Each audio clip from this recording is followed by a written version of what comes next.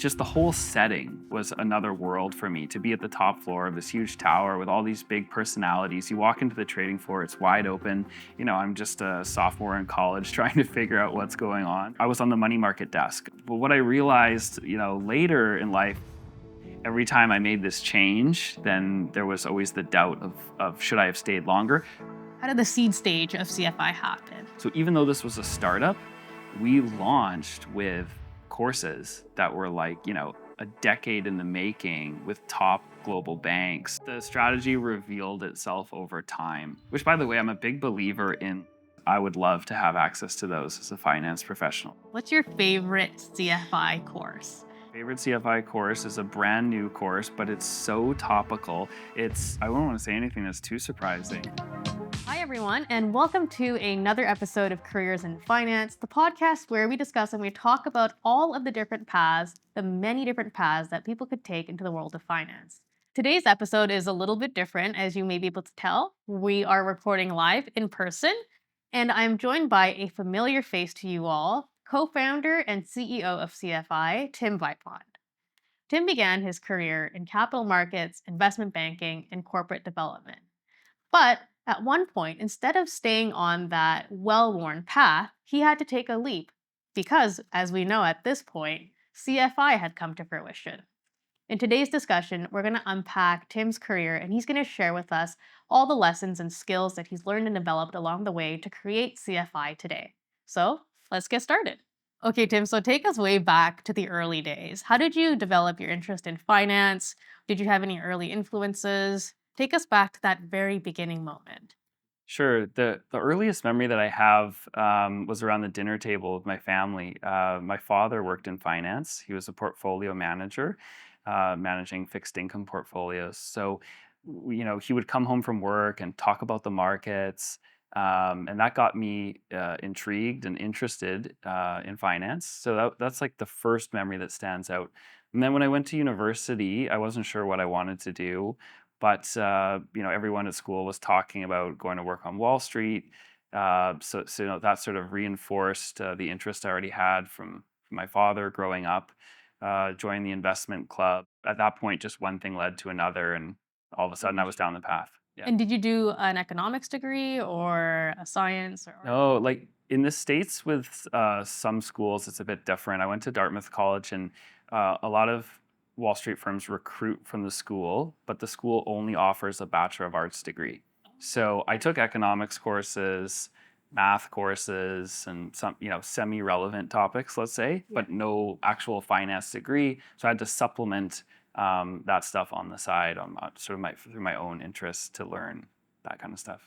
And I had a similar thing where I went to a business program because in Canada at U of T it was a bit different, but I didn't necessarily know what I wanted to do, but I was guided by my peers. Everyone was very excited about being an investment banking analyst. So I was like, okay, everyone wants to do it. They must have done their research and let's just go down that path. For you, when you were not a freshman, but probably, what is the right term? Sophomore? Sophomore's second year. Yeah. Is that when you had your first internship? Yeah, I think it was sophomore fall. The school offered co-op internship opportunities. Like I could take the fall off. So I worked at Scotia Capital in Toronto on the trading desk, and that was quite an experience. So, what was that like? It was pretty crazy because Scotia Tower, I think it's like the second or third tallest building in Toronto. That's the maroon one, right? Yes, exactly.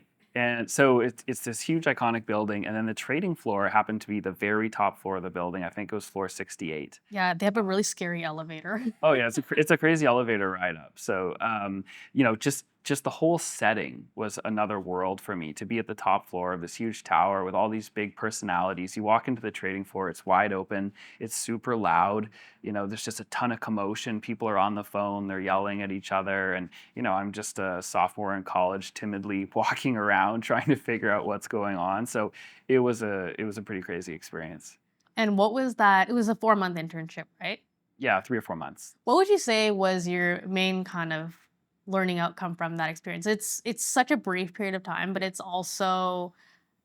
your first real kind of professional work experience. Yeah.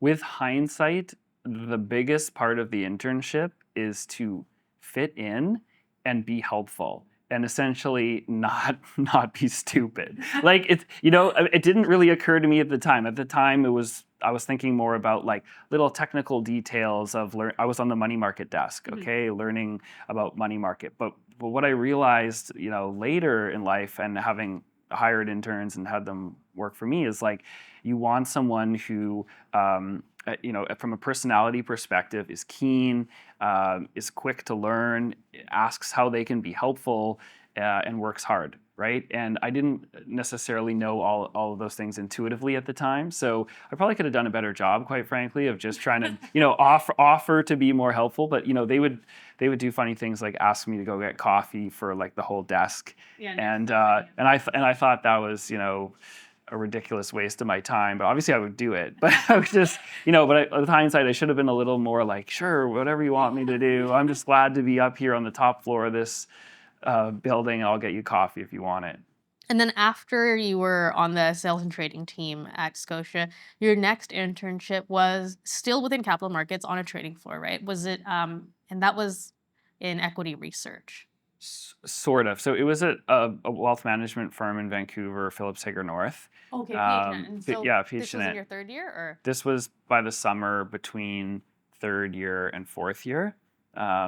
So I was able to leverage like the key is getting your first internship really of any kind, and once you have that, you can leverage it up. So I could, I think it was a big role, played a big role in helping me get the job at Phillips Hager North, and I worked for the chairman there at the time, and he had us doing some equity research like activities, like researching companies, reading annual reports, putting together some ratios and some basic analysis. It wasn't the equity research team, but it was that kind of work. And then so with those two experiences together, I think that made up or did you have one more co-op experience? No, there were two. There were two. And so you're going in and now you're finishing your final year at Dartmouth. Yeah. Did you have any more, did you feel a bit more prepared to make the decision about, okay, like I want to go into finance, there's a very specific industry I want to go into? Or was it more of like, okay, like I'm generally interested, let's see where I could apply, where I could get the interviews, and then we'll see, we'll take it from there? Finance was my first choice. So backup plans, I don't know, could have been consulting or working at an operating company, but I wanted to work at a financial institution. So like investment banking or a hedge fund or private equity, something like that. I was just like, kind of like what you were saying, I was following the herd, right? Yeah. And everyone was going for those jobs. So I thought I should go for those. And I was genuinely interested in the subject matter as well. So, you just start to build momentum down a path. And at some point you just sort of say, oh, okay, I guess I'm a finance professional. Like this is happening, Like this is happening. This is happening, yeah. I remember when I was doing the kind of interview prep process for the investment banking analyst interviews, the recruiting was really, really tough. It was, I would say, not everyone amongst my peers got the interviews, but then after we got the interviews, you realized you were with a very small group of people, some returning interns.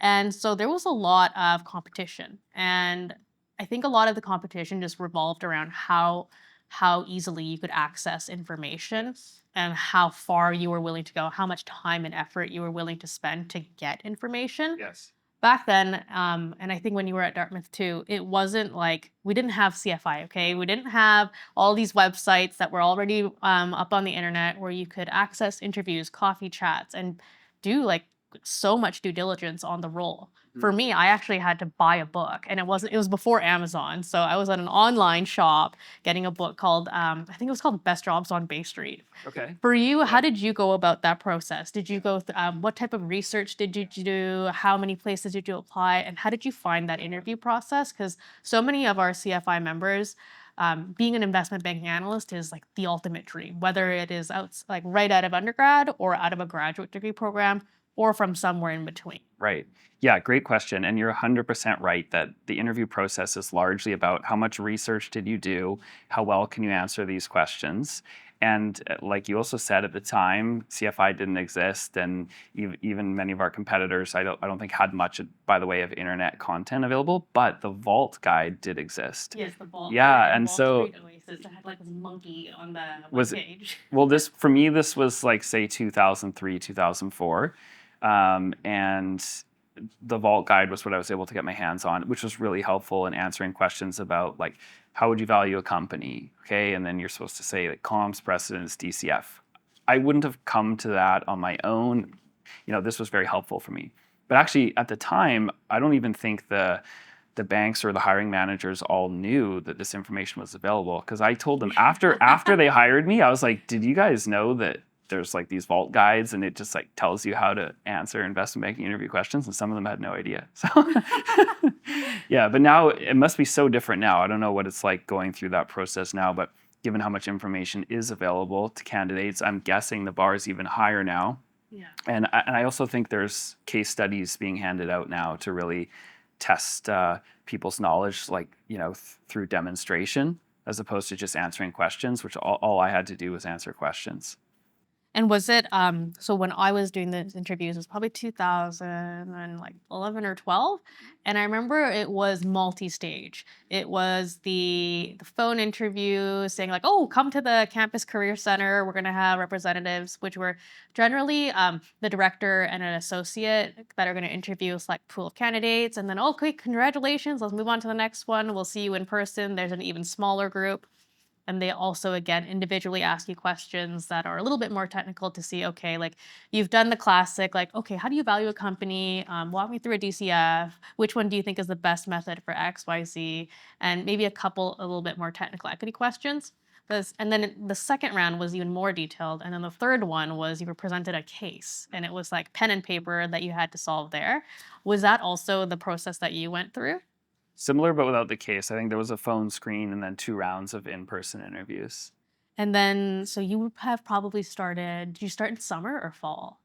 It was in the summer. They wanted me to start a bit early, so it was like June or July that I started. Yeah. And so take us through that experience, because being an investment banking analyst is exciting.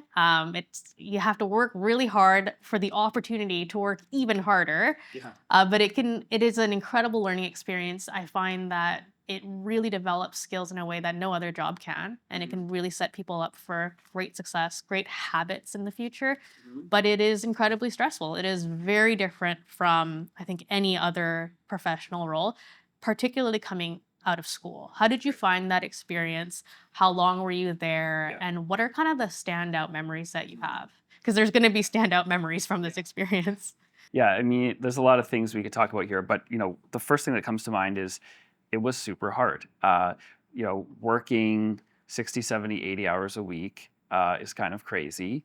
And then the level of detail and perfection, essentially, that's required in everything that you do also makes it extremely challenging, right? So you really have to learn, in school you can get 90% on a test, and 90% is great, that's an A or something, and you move on.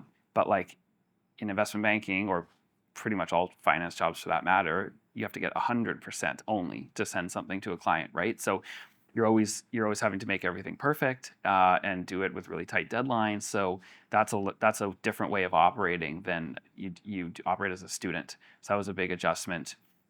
The hierarchy was also a bit of a shock to me, like the way the firms layer, analyst, associate, director, and managing director, and so on, and the way that hierarchy functions is like, you only talk to the level above or below. And then review your work. So we kind of had a joke that like if someone wanted to make an edit in a presentation, like Goes the through like 5 MD, layers. the MD would ask the director would ask the VP would ask associate, and then it would land on my desk at the bottom, bottom of the pile, and I would make the edit, and then it would go all the way back up to each of those people. So it was sort of a militaristic way of operating. So that also struck me. But it was, fascinating work, valuing companies, talking about strategic alternatives was like the main pitch we would give, where you'd look at a company's situation and figure out if they should make an acquisition, sell an asset, raise some money, do a recap, anything that they could do to add value essentially to their shareholders. So that part of it was really exciting and interesting. I guess that's what gets you through, really. I don't think it's the money that gets you through. I think it's like, the experience you're building. Yeah. And did you select the industry group that you went into, or were you in a more of a broader group? There's a diversified group in Vancouver, being a smaller market. There was just a diversified group, and then in Toronto or in the U.S., if you were in a major city like New York, you'd go, yeah, it's an industry group.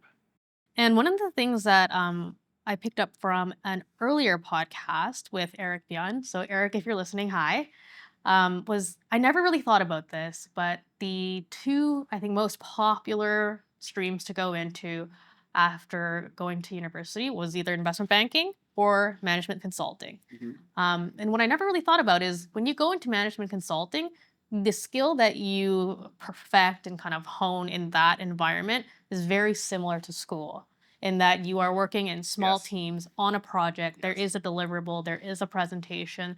And so that transition um, can be very natural because Mhm. it almost seems like you are in school. Yeah. And if you like project based work, it is a fun place to be. You're with smart, capable, very motivated people, and you're getting paid. Yeah.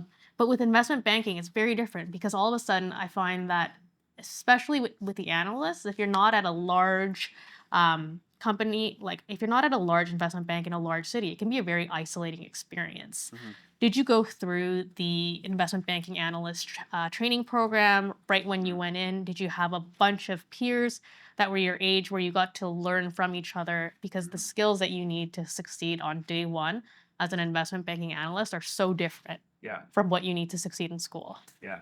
Yeah. Okay. A few things. So, first, a comment about the difference between consulting and investment banking. I agree with that. I mean, I've never worked in consulting, but I'm thinking that it would be like what you described in terms of this project work, more school like, and so on. But a similarity that they both have is that in both cases, you're not living with the decisions. Like you're making recommendations to a company, and then that company is going to go execute it and live with those decisions. And then later in my career, working in financial planning and analysis and corporate development, I actually found that a lot more interesting because we lived with our decisions. Like we'd make an acquisition and then we'd integrate it and we'd deal with all the challenges and we would own that asset. And so personally, I really liked being at an operating company. So we'll probably talk about that later. But then back to your question about training. Yes, I went through a training program at the bank. They flew us out to Toronto. There was a training company that delivered the classroom training. I think it was a week or two, and I found that training program difficult because I hadn't done a Bachelor of Finance, right? So the learning curve for me was extra steep. So I had to really scramble to get through that. But it was a great and intensive couple weeks of training. And then there's ongoing on the job training too. Like being the junior analyst, you sort of have someone looking over your shoulder, Yeah, all the time. all the time, just helping out with stuff. And we all sat together, the analysts, so we could always In like just that ask pit in kind of like a little format. pit. So yeah, we could just call to each other and say, hey, help me with this. And then when it came to so something that's changed over the years is that I want to say in the early 2000s, it would have been the typical you go to a great school, you go to an investment bank or consulting firm, you spend kind of 2.5 years there. You go do an MBA, you might come back, you might not. Mhm. For you, what was that process like? After you finished like a year or two at the investment bank, did you consider doing an MBA or did you already decide like, okay, like I feel like I've learned, I've accomplished what I came here to Yeah. do. Um, and maybe I'm a little bit tired Yeah. and I want to do something different. So, yeah, I guess my big question is how did you know that it was time to wrap up your chapter in investment banking? Well, the quick answer is I was just too tired. I was just burnt out. I was just like, I can't sustain this. And I got a lot of really good advice from people that I totally ignored, which like everyone told me, okay, you've worked in investment banking, that's an analytical role. Mhm. And as long as you stay down the analytical path, you can keep moving down that track. But if you go into like more of a sales role, like wealth management, Mhm. which is what I did, they're like, you can't go back. like it's a one-way, like once you get off this path, you're off it for good. People won't hire you back into an analytical role. And I was like, oh, what do these people know? So I just ignored everybody. And then it turned out they were completely right, because like after 3 years of being in wealth, I wanted to get into corporate development or something more analytical, and I couldn't really. So that's why I went back to do my MBA, because that's a reset. If you do a reset, get an MBA, or maybe get an FMVA, I don't know, Yeah, some maybe sort of, both. yeah, maybe both, some sort of reset, then, you can get in the recruitment pipeline again. And, so that's how I was able to manage that. I relate to that on a personal level, because when I was in DCM, in debt capital markets, I was like, oh, like I want to kind of try something different. And I was given the same advice. Okay, if you go from like an analytical role to something that is really anything less than that, it's going to be very difficult to come back in. For example, if you're in DCM, you're probably going to not go up to industry group or M&A. Right. You go the other way, Right. but it's Yes. very exceedingly rare and difficult to go the other way. I think that's right. Yeah. And then so to kind of go and do your own thing and listen and be able to say, no, I want to do this, and quiet the opinions of others. Is that something that comes naturally to you? I guess so. Especially Maybe at I'm a a really defiant. young age, I don't know. right? I think maybe I was a bit of a rebellious, defiant kid. Like I went to a private school that I sort of like made my parents let me leave and go to a public school because I didn't want to go there, and I don't know, all sorts of things like that. Because and actually throughout my career, this happened many times. Like I left a large public company to go to a relatively small private startup. And again, that was like people were saying, well, if once you leave a big public company and you go to, it's going to be hard to go back that way. It's a bit of a one-way street as well. But I said, oh, who cares? And I ignored them. So I guess I've done that a bunch of times. I do like to take advice from people though and consider it. But I think at the end of the day, it's like what's right for you. And it's kind of like the thing where you say about the operating company, you make the decisions and you ultimately have to live with it and then see it through. Yeah, exactly. And just have eyes wide open to the risks though. That's one thing I will say. It's like, yes, I was going against some of the advice I was receiving, but with eyes wide open about, okay, but what are the risks of doing this? And then saying to myself, well, I can hopefully overcome those risks. And I guess with hindsight, a lot of times I was able to overcome those issues, like when they actually manifested. Yeah, and I would say you're probably very much a glass half full person, right? Probably. Yeah, because you can't take those risks without doing so. Yeah, okay, and that's for sure. So so you did your MBA and I guess you used it as not a reset, but sort of a reset tool, saying like, okay, like now that I've done this, I can kind of pick from the beginning again, whether I want to go back into investment banking, which is probably not a path that many people choose.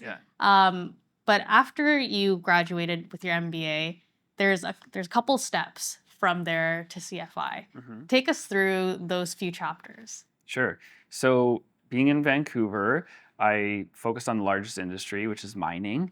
And there are a lot of large public companies in mining. And I ran the mining club at UBC, which got me the ability to network with mining companies and executives. So I invited some in as speakers, and then when they came in as speakers, I got to know them, stayed in touch with them, and that helped me get the internship. So I got internships during the MBA at Goldcorp and Tech Resources, and then ended up going to work at Goldcorp in corporate development and strategy after doing the internship there.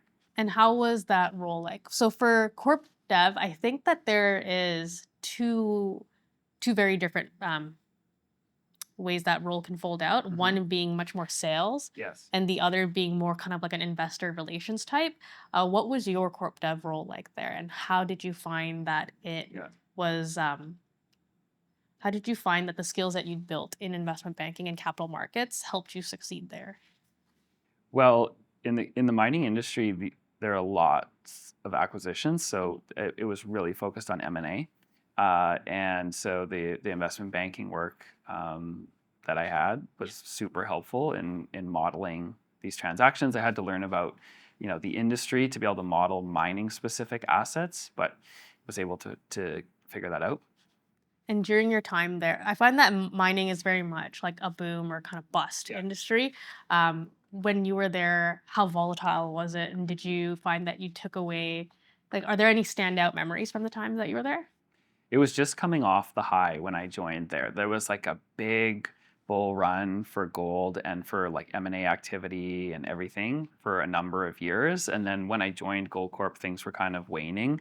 So I think gold prices were down a fair bit off the highs, but there was still M&A activity going on, but it wasn't as hot as it was like 5 years, let's say, before I joined. So that caused me to, look a little further afield, do some networking, and I actually started doing some financial modeling consulting off the side of my desk. Like, okay, on the weekend, I would talk to companies that needed some support and help them like build a financial model.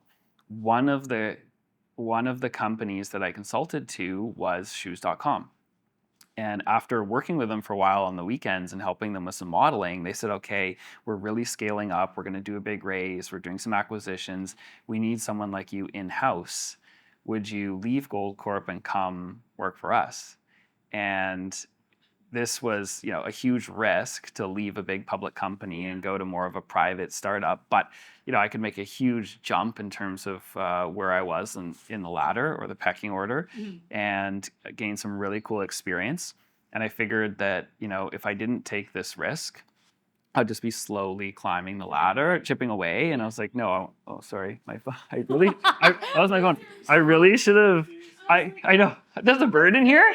Is there, Oh my God, it's a pigeon. is there a pigeon in here? Keep that in. Keep that part in, by the way. Talking about shoes, going from a large public company to a smaller scale startup that was just raising funds. Yes. So, again, I had to decide about the risk profile here of leaving a big company to go to a smaller one. And, I just felt like, let's do it. Let's just take the risk.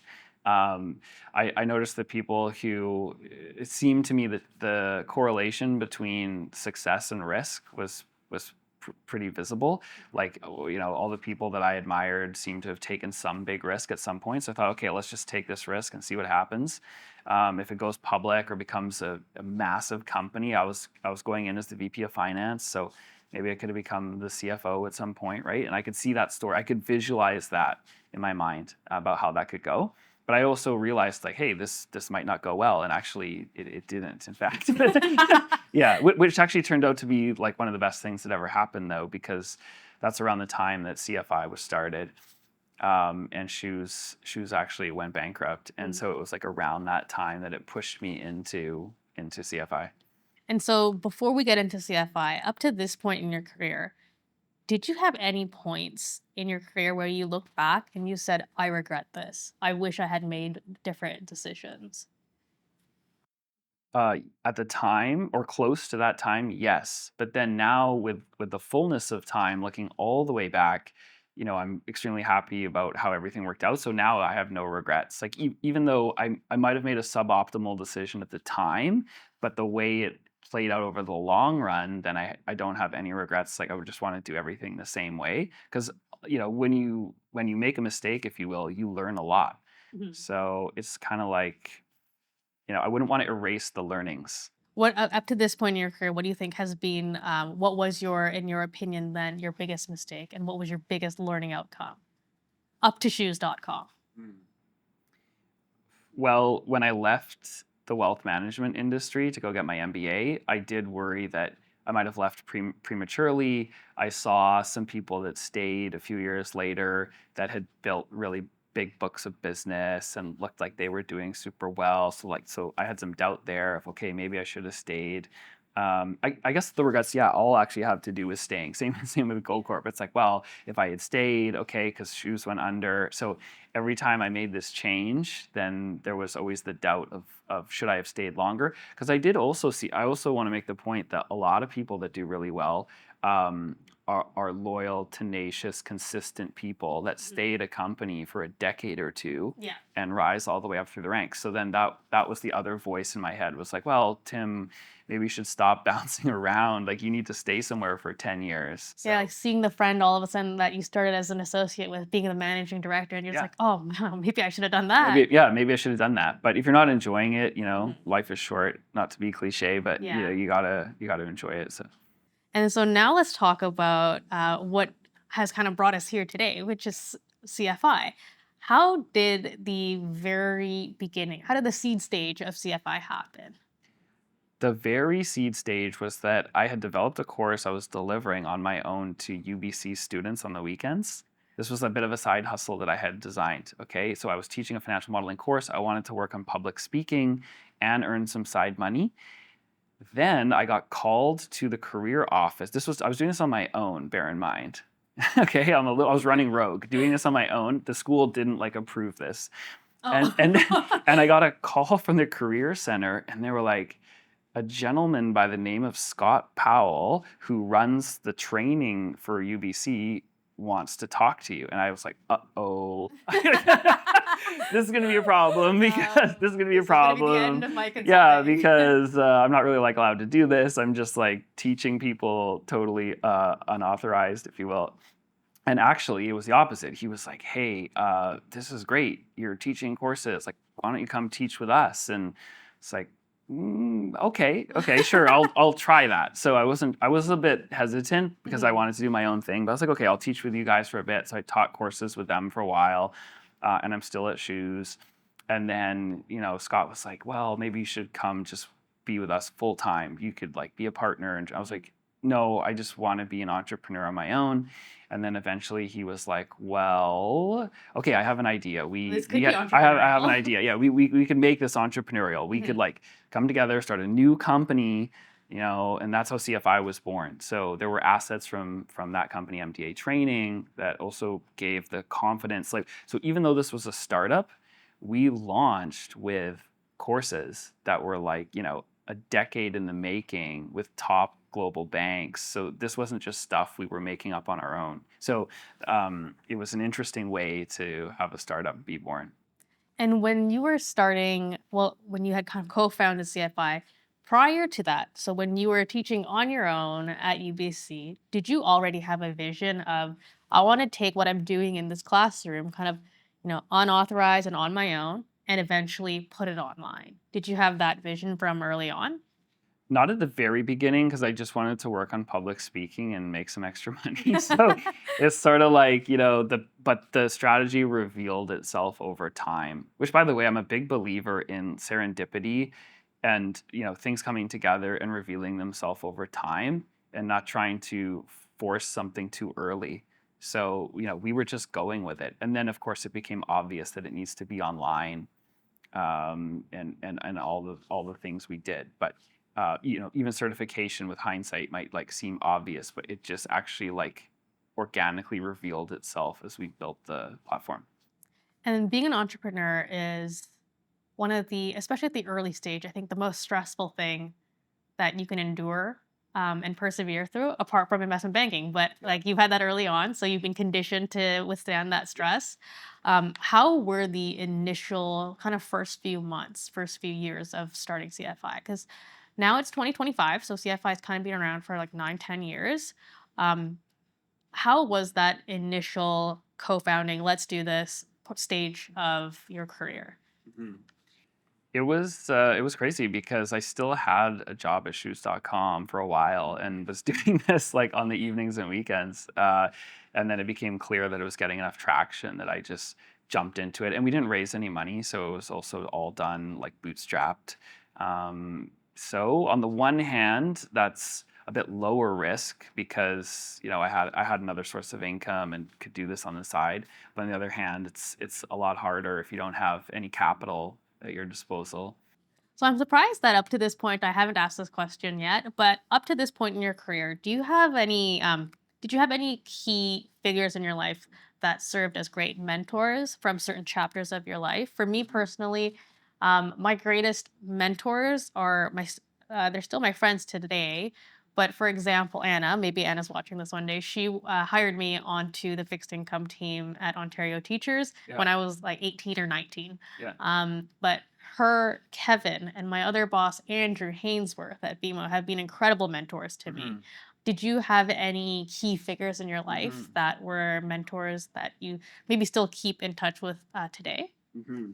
Yeah, great question. There were two bosses or managers that I had that were super, helpful and impactful for me, and I still think back on those times all the time. So, The first one was the branch manager at Scotia McLeod when I was in wealth management, and he was the best salesperson I've ever seen. His energy was crazy. The way he would walk around the office and bring positive energy was incredible. Like whenever you asked him how you're doing, his answer was top of the world.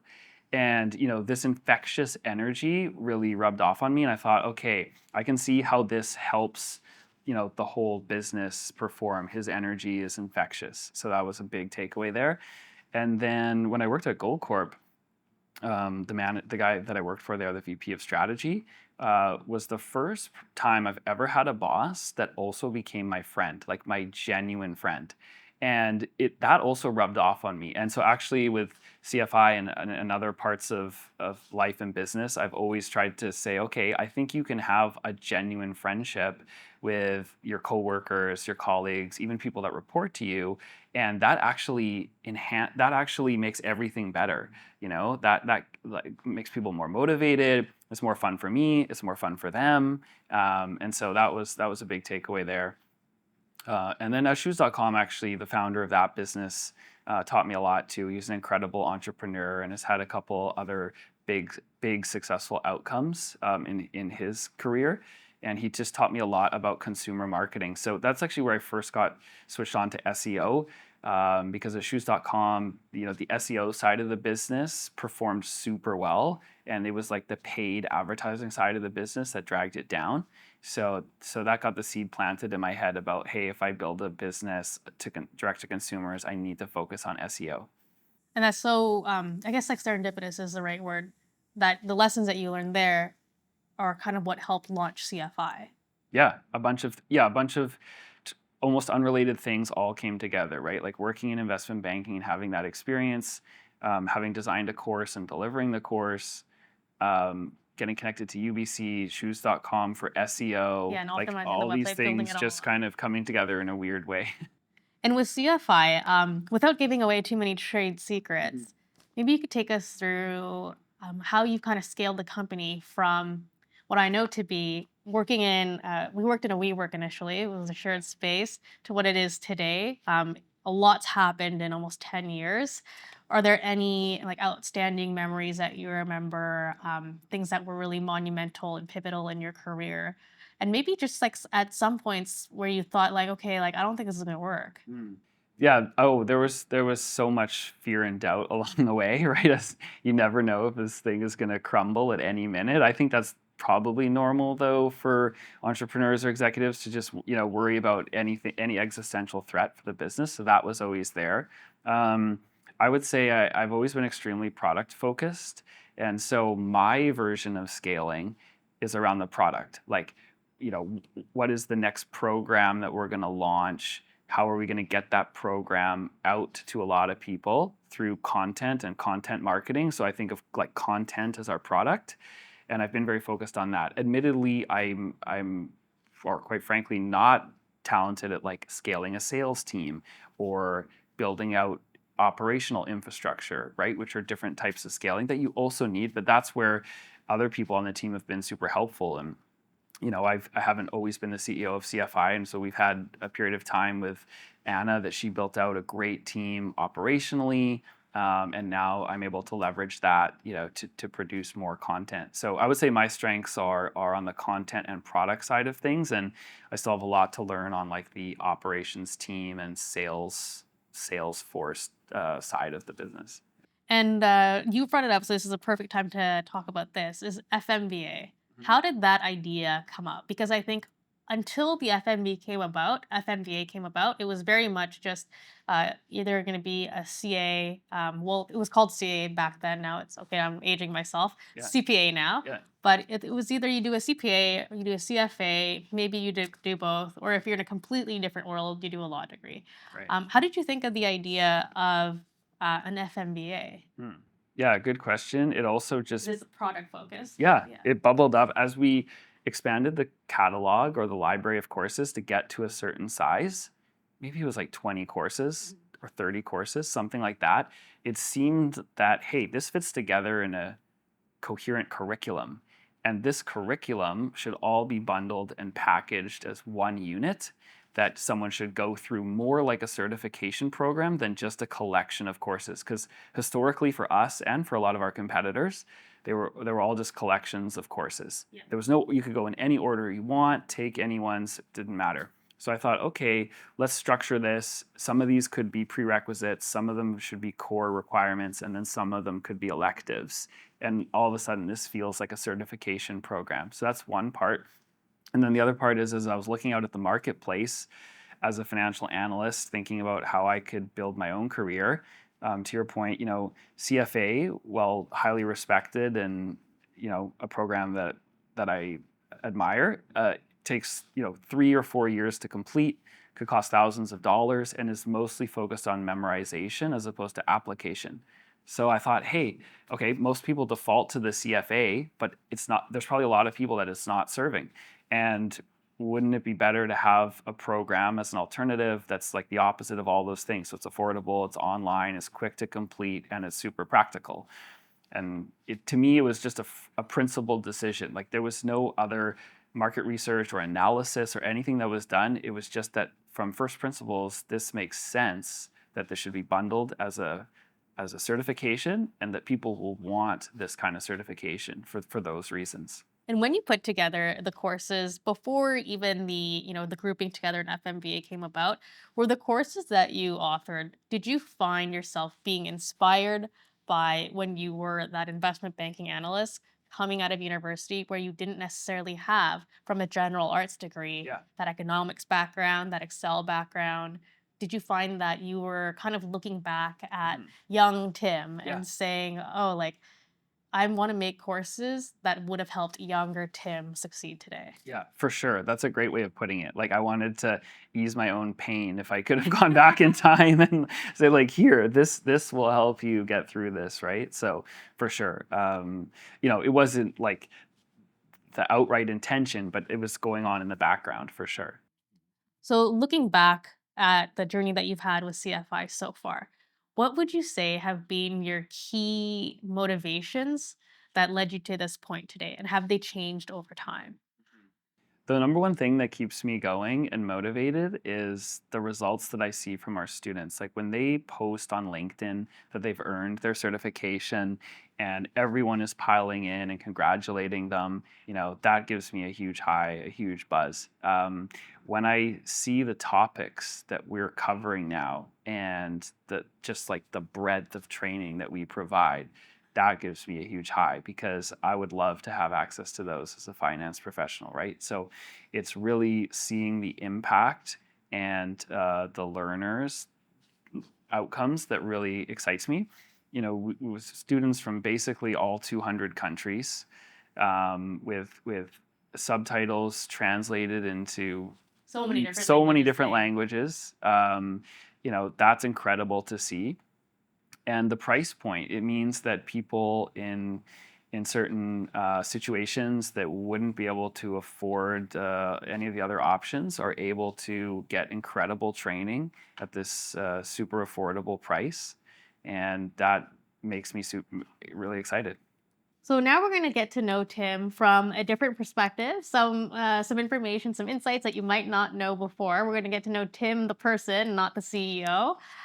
So Tim, what is the very first job that you've ever had? Not necessarily professional, but first job ever. The first job that I was ever paid to do was to paint houses.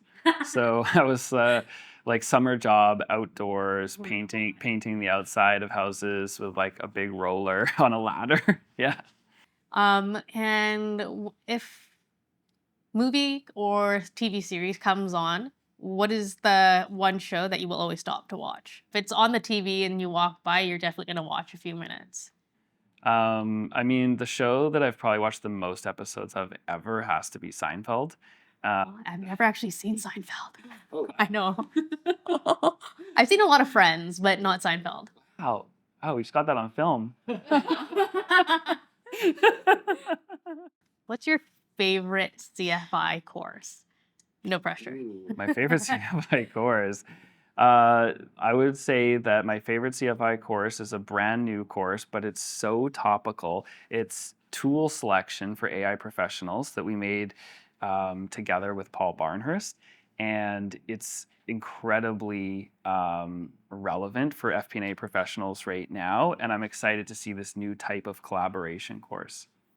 And what is something that, this is always a tough question, something that people don't know about you that you think would surprise them? Hmm. I don't know if I wouldn't want to say anything that's too surprising. Okay, what is your favorite band or musician? Oh, my favorite musician? I don't have like a band that I'm loyal to. I just play whatever Spotify tells me to listen to. I still listen to a lot of EDM, I have to say. To get pumped Oh, up when I'm oh going to my the gym. gosh. Yeah. Favorite workout Oh, or like type of workout? I like doing yoga and weights. Very nice. That's a very good combination. But for more of a leisure activity, I love skiing and snowboarding. Don't you love squash? I used to play squash competitively. I don't play it anymore, but I used to play super competitively in high school and in university. How come you don't play anymore? It's just really hard on the body. It's like it really wears you down, like your hips, your knees, like all the things. But my kids are starting to play squash, and Oh, so already? yeah, Wow. yeah. So they're only 6 and 4 years old, but they're already playing. So if they get a little more into it, then that might get me back. Bring them back out. That'd be so fun. What is a book or maybe a podcast that has made a lasting impact on you that you would recommend for everyone to pick up or listen to? There's an amazing podcast. It's called Lenny's Podcast. I've only known about it for about a year or so now, but every episode that he puts up is amazing. He basically interviews founders and executives at top tech companies, mostly focused on tech, and he has these incredible conversations with them. So I highly recommend that. He focuses on marketing, product development, company scaling, all this kind of stuff with amazing entrepreneurs and founders. So I highly recommend that one. So CFI, our 10-year anniversary is coming up soon. How will you, this will be exciting for me as an employee, how will you mark that milestone? Yeah, good question. Well, we're working on some things. One thing is having for the employees, having a 10-year anniversary party. So getting everybody at the company together, having a big celebration to mark the 10-year milestone. And then for the students, there's a couple things. One, I have a prop actually. I want to show something. So this is the original FMVA certificate. Yeah, this is the OG. OG. This is like what we might now call the Heritage Oh, the Edition. Heritage Edition. Yeah, This and is I what want we had in our CFI I want to office. bring back the Heritage Edition Oh, I love to that. mark the 10-year milestone.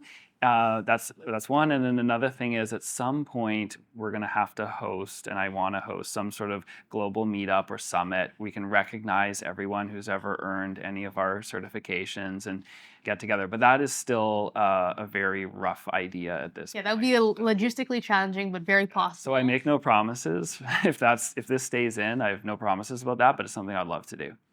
And where do you hope that, where do you see CFI 5 years from today? My hope in 5 and 10 years is CFI is the undisputed #1 biggest and best training platform for finance professionals around the world. Whether they want certification or they want skills, we are there for them on all topics, and we're the #1 platform. Thank you so much, Tim, for joining us today. It's been an absolute pleasure to hear about your vision, your journey, and learn from all that you've built at CFI. And until next time, everyone, we'll see you in the next episode. Thanks for joining us today. We hope you enjoyed the conversation. FinPod is brought to you by Corporate Finance Institute, the #1 rated online provider of finance and banking training, certifications, and productivity tools.